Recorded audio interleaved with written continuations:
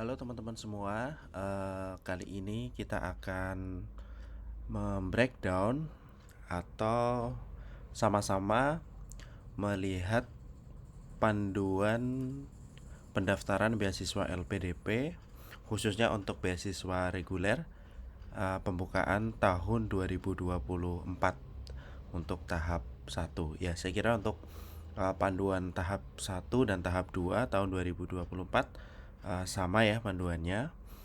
Kita akan melihat apa saja sih syarat-syarat pendaftaran beasiswa LPDP untuk tahun 2024. Oke, mari kita lihat panduannya. Ini adalah covernya. Ya, teman-teman bisa mendownload panduan ini di website lpdp.kemenkeu.go.id. Ya, sekilas di situ biasa ada tentang sekilas beasiswa LPDP. Jadi LPDP sebenarnya tidak hanya membiayai untuk kuliah saja ya, teman-teman. Ada juga untuk riset yang disebut dengan Rispro, dan juga ada program-program lain yang berkolaborasi dengan instansi atau kementerian lain. Oke, kita akan melihat panduan untuk beasiswa LPDP, yaitu beasiswa reguler. Karena dari tahun ke tahun biasanya beasiswa reguler ini yang paling memiliki banyak pendaftar dan juga banyak yang diterima. Ya, namun demikian beasiswa reguler ini karena banyaknya pendaftar, maka di bagian beasiswa reguler ini termasuk menjadi salah satu bagian dari beasiswa LPDP yang cukup kompetitif ya, jika dibandingkan dengan yang afirmasi atau targeted ya. Karena kalau targeted jumlah pendaftarnya sudah relatif lebih sedikit daripada yang di beasiswa reguler. Namun demikian teman-teman yang akan daftar LPDP melalui jalur beasiswa reguler jangan khawatir, asalkan dipersiapkan dengan baik, dengan matang, insya Allah juga dapat lulus melalui jalur beasiswa LPDP jalur reguler. Ya, untuk pendanaannya atau pembiayaannya sama seperti beasiswa yang lain. Yang membedakan adalah proses seleksinya. Proses seleksinya juga secara umum sama. Yang membedakan secara lebih spesifik lagi adalah administrasinya yang mungkin cukup berbeda antara beasiswa yang satu, yang reguler misalnya, dengan yang targeted atau afirmasi atau PTUD misalnya. Oke, kita akan melihat untuk skema beasiswa reguler. Ya, untuk beasiswa reguler itu ada 3 jenis, yaitu untuk program reguler single degree atau double degree dengan durasi pendanaan paling lama 24 bulan. Ini untuk yang master ya. Nah, kemudian yang kedua, yang doktor itu paling lama pendanaan oleh LPDP itu dikasih 48 bulan. Nah, ini saya kasih note di sini. Jadi perlu diperhatikan bahwa LOE LPDP, LOG ya, maksud saya itu LOG ini bukan LOE. Jadi letter of guarantee dari LPDP nanti itu akan menyesuaikan dengan struktur kurikulum S3-nya. Jadi di Indonesia itu di beberapa kampus itu ada yang untuk program doktor itu misalnya 3 tahun, cukup 3 tahun, disetting oleh kurikulumnya 3 tahun. Maka nanti LPDP akan memberikan kesempatan kepada kita, memberikan LOG kepada kita, pendanaan kepada kita 3 tahun dulu. Jadi 36 bulan ya, bukan 48.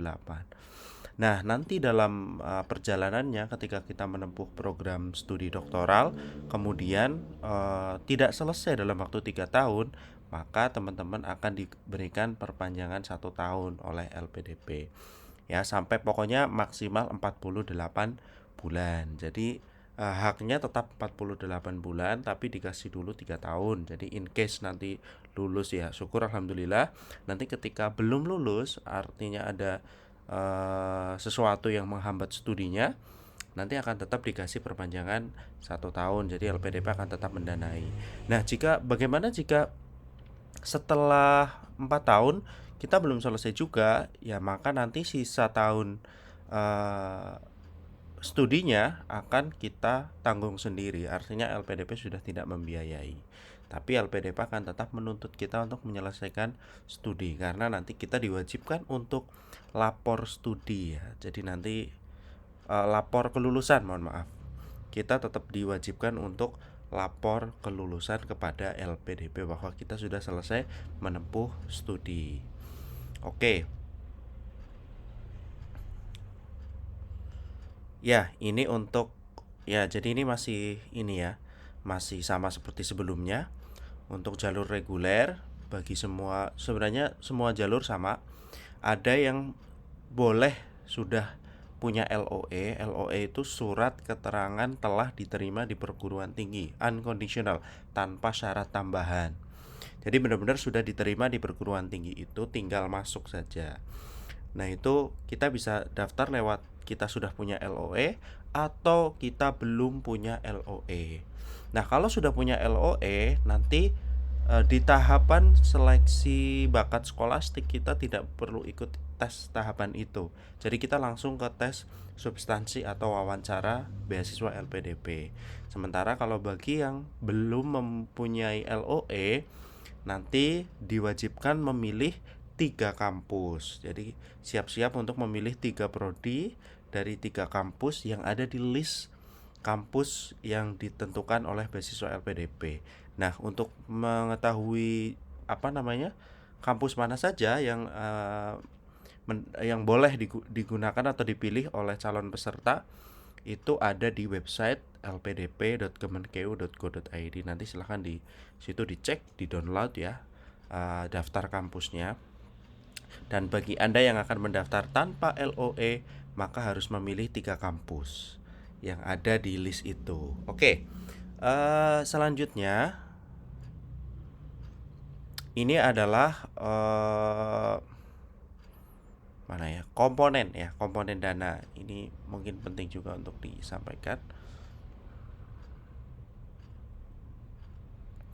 Ini ya, apa saja komponen dana yang diberikan oleh LPDP?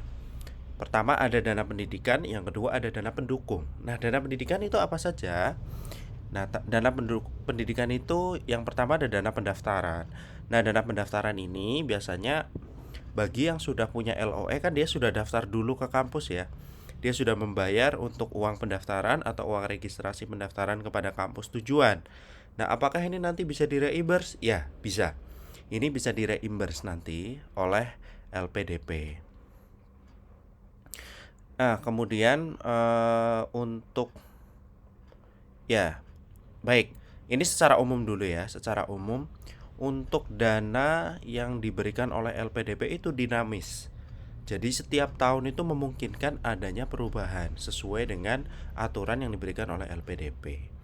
Oke, yang berikutnya adalah dana SPP atau tuition fee atau uang kuliah tunggal. Nah, dana ini tidak akan diberikan kepada mahasiswa. Ini langsung diberikan oleh langsung diberikan oleh LPDP kepada kampus di mana mahasiswa itu belajar. Jadi, uang ini tidak akan melewati kita sebagai awardee. Nominalnya tentu sesuai dengan nominal yang ditagihkan oleh kampus kepada LPDP, yang tentunya dinamis juga sesuai dengan kebijakan kampus ya. Baik. Selanjutnya dana tunjangan buku. Nah, dana tunjangan buku ini diberikan per tahun oleh LPDP kepada awardee beasiswa LPDP. Saat ini nominal dana tunjangan buku itu sekitar 10 juta per tahun. Nah, apakah mungkin ada perubahan? Ya mungkin saja, tapi dari awal saya mendapatkan beasiswa LPDP ketika S2 dulu, mulai 2019 sampai sekarang sedang menjalani kuliah S3, nominalnya masih segitu. Kemudian ada dana penelitian tesis atau disertasi. Ini juga nilainya telah ditentukan oleh LPDP. Nah, untuk saat ini mekanismenya adalah lump sum. Itu untuk tesis itu kalau tidak salah 20 juta. Kalau untuk disertasi yang dalam negeri itu tadi tesis dalam negeri, kalau disertasi dalam negeri itu 50 juta. Kalau luar negeri itu 100 juta. Kalau penelitian tesis dalam negeri 20, luar negeri kalau tidak salah 50 ya. Ya, nanti bisa dicek kembali di panduan LPDP untuk panduan pendanaan. Kemudian seminar Dana seminar itu 5 juta untuk seminar internasional di dalam negara kita studi, misalnya di Indonesia gitu, atau misalnya ambil beasiswa LPDP luar negeri, ada seminar di negara di mana Anda studi, maka budgetnya adalah 5 juta dari LPDP. Atau kalau misalnya di luar negara studi, misalnya kita kuliah di Indonesia kemudian ingin mengikuti konferensi di Jepang atau di negara lain, itu dari LPDP kita diberikan budget atau dana sebesar 15 juta dan itu sifatnya adalah reimburse, artinya kita pakai uang kita sendiri ya. Kemudian yang F ini adalah dana publikasi jurnal internasional, yaitu kalau kita berhasil mempublikasikan artikel kita di jurnal internasional bereputasi, di LPDP itu dibatasi hanya Q1 dan Q2. Jadi kalau Q2 kita dapat dana bantuan publikasi internasional itu 15 juta, kalau Q1 itu 25 juta. Nah, bagi yang menempuh master itu hanya diberikan 1 kali, bagi yang menempuh studi jenjang doktoral diberikan kesempatan 2 kali. Nah, dana pendukung ada transportasi. Jadi transportasi ini misalnya hanya ada kereta, ya kita bisa antar kota ya, jarak jauh ya. Kereta menggunakan kereta eksekutif itu nanti bisa di-reimburse ke LPDP atau pesawat. Jadi ada pilihannya itu. Kemudian ada dana aplikasi visa untuk yang kuliah ke luar negeri, asuransi kesehatan baik dalam negeri maupun luar negeri kita semua dapat. Kemudian dana kedatangan. Nah, dana kedatangan ini saat ini nominalnya adalah 2 kali dana hidup bulanan. Jadi begitu pertama kita datang ke sana, kita mencari surat keterangan domisili, kita sudah mulai domisili di sana, nanti kita bisa mengajukan dana kedatangan kepada LPDP. Kemudian dana hidup bulanan. Nah, dana hidup bulanan ini bervariasi. Artinya ada perbedaan sesuai dengan kota di mana tempat kita tinggal. Misalnya kalau di Indonesia itu terbagi dalam 2 kelompok saat ini ya. Saat ini terbagi dalam 2 kelompok. Misalnya kita tinggal studi di Jakarta, Bogor, Tangerang, Surabaya misalnya ya. Itu dana hidup bulanannya sekitar 4.700.000 per bulan. Kemudian untuk kota yang lain 4.300.000 per bulan. Jadi ada perbedaan. Nah, berarti nanti dana kedatangannya berarti 2 kali nominal dana bulanan ini ya. Misalnya 4.300.000 berarti 2 kalinya 8.600.000. Pertama kali datang nanti akan dapat dana kedatangan dan dana hidup bulanan. Nah, LPDP itu memberikan dana hidup bulanan tidak per bulan tapi per 3 bulan. Dan di awal ya, bukan di akhir. Kemudian ada juga dana lomba internasional. Kemudian ada dana tunjangan keluarga. Nah, dana tunjangan keluarga ini hanya diberikan khusus untuk yang doktoral ya. Kalau yang magister walaupun sudah menikah, sudah berkeluarga, tidak mendapatkan dana tunjangan keluarga. Nah, dana tunjangan keluarga ini besarnya adalah mendapatkan dana tambahan dari LPDP sebesar 25% dana hidup bulanan per orang dan maksimal 2 orang. Jadi kalau misalnya punya istri dan 1 anak, maka masing-masing dapat 25%, 25%. Misalnya 1 istri dan 2 anak diajak semua, maka yang tetap dapat hanya 2 orang saja. Yang 1 berarti tidak gitu ya. Ya berarti kita pintar-pintarnya mengelola keuangan, misalkan kita harus studi dengan membawa keluarga besar. Oke, selanjutnya persyaratan umum beasiswa reguler. Saya kira ini kalau persyaratan umum sama ya antar skema beasiswa. Nah, untuk beasiswa reguler ya tentu warga negara Indonesia telah menyelesaikan studi S1 dan S2. Oke. Kemudian apalagi nih?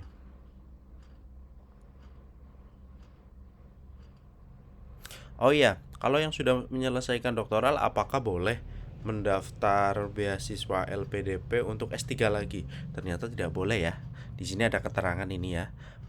Pendaftar yang telah menyelesaikan studi doktor tidak diizinkan mendaftar pada program beasiswa doktor. Ini ya, jelas sekali. Pendaftar yang telah menyelesaikan studi doktor S3 tidak diizinkan mendaftar pada program beasiswa doktor. Jadi baik doktor itu dibiayai oleh LPDP ataupun tidak. Misalkan dibiayai oleh beasiswa lain atau mandiri, tetap saja tidak akan diizinkan untuk mendaftar beasiswa LPDP karena intinya dia sudah menempuh program studi doktoral, jadi tidak boleh mendaftar. Oke. Ya, bagi lulusan perguruan tinggi luar negeri tentu ada proses penyetaraan ijazah terlebih dahulu ya. Di sini ada linknya, nanti ada konversi IPK dan nanti tinggal diunduh dokumennya setelah mendapatkan kesetaraan ijazah dan nanti bisa digunakan untuk mendaftar beasiswa LPDP. Nah, kemudian berikutnya kalau Anda sedang ongoing dan kemudian mendaftar, boleh. Ternyata boleh. Jadi misalnya gini, saya sedang ongoing S3 dengan tidak menggunakan beasiswa LPDP. Kemudian saya ingin mendaftar beasiswa LPDP supaya nanti saya S3-nya jadi dibayar oleh LPDP. Boleh, tapi harus mendaftar pada program studi atau perguruan tinggi yang berbeda dari yang sedang ditempuh. Syaratnya pertama. Jadi misalnya kalau saya sedang S3 di ITB, kemudian saya mendaftar LPDP untuk ke ITB juga nggak boleh. Harus ke kampus lain atau ke luar negeri misalnya. Nah, yang sudah jadi nanti kan ini kita lagi ongoing kuliah, kemudian kita daftar beasiswa LPDP tuh. Ternyata lulus sampai akhir, sampai seleksi akhir, lulus substansi gitu. Maka kita harus menandatangani surat pengunduran diri yang ditunjukkan kepada perguruan tinggi yang kita sedang kuliah. Jadi harus mengundurkan diri. Jadi artinya kita tidak akan menyelesaikan studi yang sedang kita tempuh. Karena harus nanti studi di tempat lain dengan beasiswa LPDP.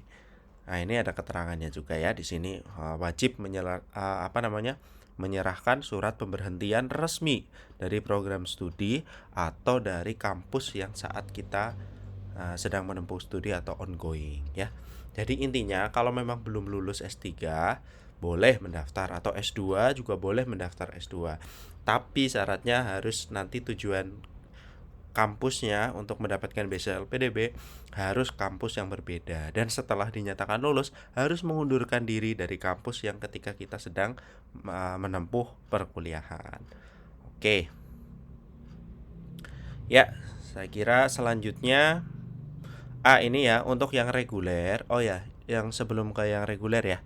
Ini ada yang perlu saya sampaikan juga, yaitu bagi pendaftar yang berstatus sebagai PNS dan CPNS, di semua program beasiswa wajib melampirkan surat usulan atau surat rekomendasi yang ditunjukkan kepada LPDP sekurang-kurangnya dari pejabat tingkat eselon 2.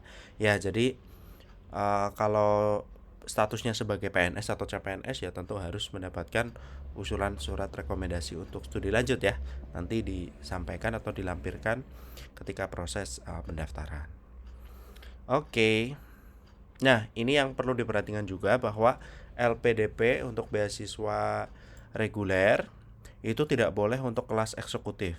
Tidak boleh untuk kelas khusus. Jadi hanya untuk kelas reguler, ya kuliah biasa gitu. Tidak boleh kelas jarak jauh, tidak boleh kelas karyawan yang hanya kuliah Sabtu dan Ahad misalnya. Jadi itu nggak boleh ya. Intinya ikut kelas reguler. Itu aja. Oke. Baik, ini apa saja persyaratan khususnya untuk mendaftar beasiswa LPDP untuk skema beasiswa reguler? Ya, yang pertama adalah memenuhi ketentuan batas usia pendaftar. Jadi ada batas usianya pada 30 Desember di tahun pendaftaran. Jadi untuk tahun 2024 berarti batasnya adalah 31 Desember tahun 2024. Kalau yang mendaftar untuk program magister tidak boleh usianya lebih dari 35 tahun per tanggal 31 Desember 2024. Kalau untuk pendaftar doktoral tidak boleh lebih dari 40 tahun pada 31 Desember 2024. Baik untuk tahap 1 dan tahap 2 sama ya. Acuannya tanggalnya adalah 31 Desember 2024. Berikutnya mengunggah dokumen indeks prestasi kumulatif dengan ketentuan sebagai berikut. Ya, untuk jenjang magister IPK minimalnya adalah 3. Sekurang-kurangnya 3 dari skala 4 ya. Kalau doktor wajib minimal 3,25. Nah, Kalau misalnya saya IPK-nya 2,99 nggak bisa, harus 3. Jadi itu batas minimal ya. Jadi jangan tidak akan menoleransi 0,1 sekalipun gitu ya. Jadi kalau IPK-nya ternyata kurang dari ini, ya mohon maaf, tidak bisa mendaftar ya. Kalau pengen daftar LPDP gimana caranya? Daftar lewat skema PTUD, Perguruan Tinggi Utama Dunia, karena di situ IPK bisa ditoleransi dengan syarat sudah memiliki LOE di kampus utama dunia. Listnya apa saja kampusnya ada, silahkan cek di lpdp.kemenkeu.go.id. Kemudian untuk dokumen berikutnya adalah kemampuan bahasa Inggris. Ini juga paten angkanya, tidak bisa ditoleransi. Untuk pendaftar program magister, TOEFL ITP itu 500, IBT 61, PTE Akademik 50 dan IELTS cukup 6,0. Nah, untuk magister luar negeri lebih tinggi dan tidak menerima TOEFL ITP ya. Jadi hanya IBT, PTE Akademik atau IELTS 6,5 untuk magister. Kalau untuk doktoral dalam negeri itu minimal ITP 530, IBT-nya 70, PTE Akademik 50 atau IELTS 6,0. Jadi bisa. Oke, untuk luar negeri doktor tentu tidak ada ITP, hanya ada IBT, kemudian IELTS, PTE Akademik. Jadi IBT-nya 94, PTE Akademik 65, IELTS-nya 7,0. Selanjutnya, sertifikat TOEFL yang berlaku harus berasal dari lembaga resmi. Ini juga penting ya. Teman-teman nanti harus cek. Misalnya TOEFL ITP ya, berarti yang benar-benar lembaga yang menjalankan tes itu benar-benar diakui. Oke, selanjutnya ada surat rekomendasi dari tokoh masyarakat atau akademisi. Ya, misalnya kalau teman-teman alumni bisa meminta tolong kepada dosen pembimbing untuk memberikan mantan dosen pembimbing untuk memberikan surat rekomendasi untuk studi lanjut kita untuk pendaftaran beasiswa LPDP. Oke. Ya. Itu ya, kemudian ini ada proses. Oh ya, ini ada ketentuan LOE ya.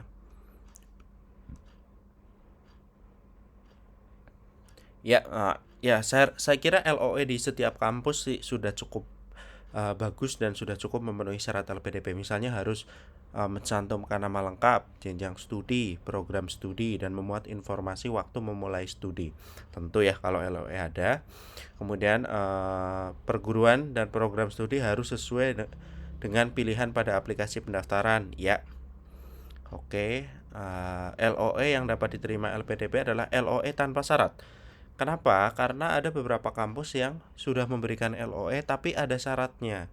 Misalnya ada syarat tambahan kita belum memberikan sertifikat TOEFL atau sertifikat TPA atau file yang lain gitu ya. Jadi makanya kita dapat kondisional LOE. Nah, itu nggak bisa digunakan untuk mendaftar LPDP lewat jalur LOE. Nanti malah justru ditolak sama LPDP dan kita tidak lulus untuk seleksi administrasi. Jadi kalau memang LOE-nya masih kondisional, ya kita lewat daftar aja langsung lewat jalur tanpa LOE ya. Tidak perlu dipaksakan untuk menggunakan LOE kondisional karena nanti kita malah langsung tidak lulus di seleksi administrasinya. Oke.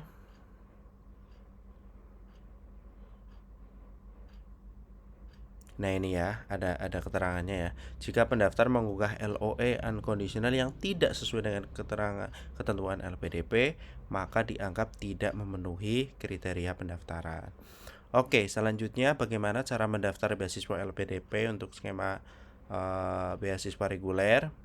Yang pertama, kita kunjungi webnya, ada di beasiswa.lpdp.kemenkeu.go.id. Nanti teman-teman bisa mencobanya. Kemudian melengkapi dan mengunggah semua dokumen yang dipersyaratkan pada aplikasi pendaftaran. Oke. Kemudian memastikan melakukan submit aplikasi untuk mendapatkan kode registrasi pendaftaran. Ya, nanti teman-teman ketika sudah masuk, silakan diisi syarat-syaratnya apa saja. Kemudian jangan lupa di submit karena kalau tidak disubmit biasanya lupa ya sudah diisi ternyata tidak disubmit. Karena mungkin memang waktunya cukup lama ya, 1 bulan untuk periode pendaftaran beasiswa LPDP ini dari 11 Januari sampai 12 Februari. Ya, teman-teman juga perlu melihat tanggal ini kalau misalnya masih bekerja begitu, nanti bisa disesuaikan dengan melihat kondisi dari timeline pelaksanaan seleksi beasiswa LPDP. Ya, yang selanjutnya ini ada dokumen, ini dari LPDP malah sudah dikasih tabelnya ya, ada biodata diri, ini berupa form online. Kemudian ada scan kartu tanda penduduk, ini diunggah, berarti harus disiapkan scannya, scan ijazah, scan transkrip. Nah, itu juga harus diunggah, berarti harus dipersiapkan. Nah, ini bisa di-print oleh teman-teman nanti biar bisa di-checklist kesiapannya.